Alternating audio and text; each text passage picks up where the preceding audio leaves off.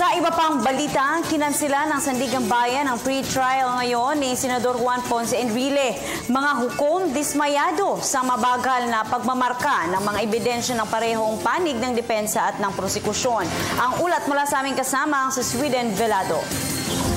Kinansela ng Sandigan Bayan ang dapat sanay nakatakdang pre-trial Biyernes ng umaga ni Senador Juan Ponce. Ito'y dahil bigong maipresenta ng panig ng prosekusyon ang mga orihinal na kopya ng mga dokumento na magsisilbing ebidensya laban sa senador.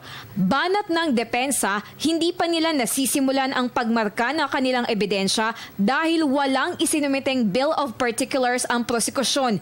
Itinanggi ng depensa na sila ang dahilan ng pagkaantala ng kaso. The Bill of Particulars will require the prosecution to give these details on who gave the kickbacks, who received the kickbacks, when were the kickbacks given, and where were they given. So hindi naman ito paano kung nag-represent evidence kung di namin alam yan, di ba? Hindi sa gusto namin i-delay yung proceedings. Talagang hindi namin pwedeng umpisahan yung marking Kasi hindi nga namin alam kung ano yung represent namin na evidence. Halimbawa, sabihin nila na okay, binigay yung 5 million kay Juan on this date. Di alamin namin kung nasaan si Juan on that particular date. Kung nasa abroad siya, we will present yung kanyang passport.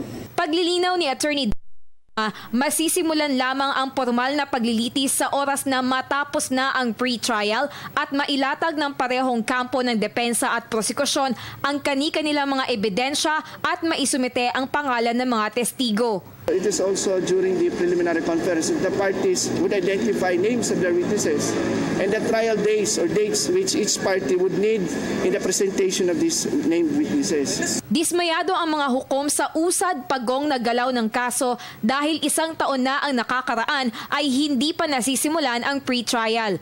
Tumanggi namang magkomento sa kanyang kaso si Senador Enrile. Tikom din ang bibig nito ukol sa katatapos lang na sona ni Pangulong Aquino dahil hindi niya raw ito napanood. Aniya, ang pinagkakaabalahan niya lang sa ngayon ay pagbabasa ng libro. I'm doing a lot of readings. Studying geography, demography, capital generation, power competition, currency development.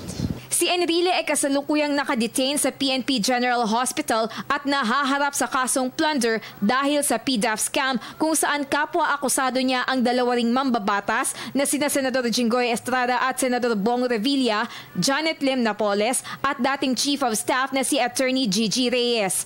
Hindi pa nagbigay ang korte ng bagong petsa para sa pre-trial ni Senador Enrile. Para sa Telebisyon ng Bayan, ako si Sweden Velado.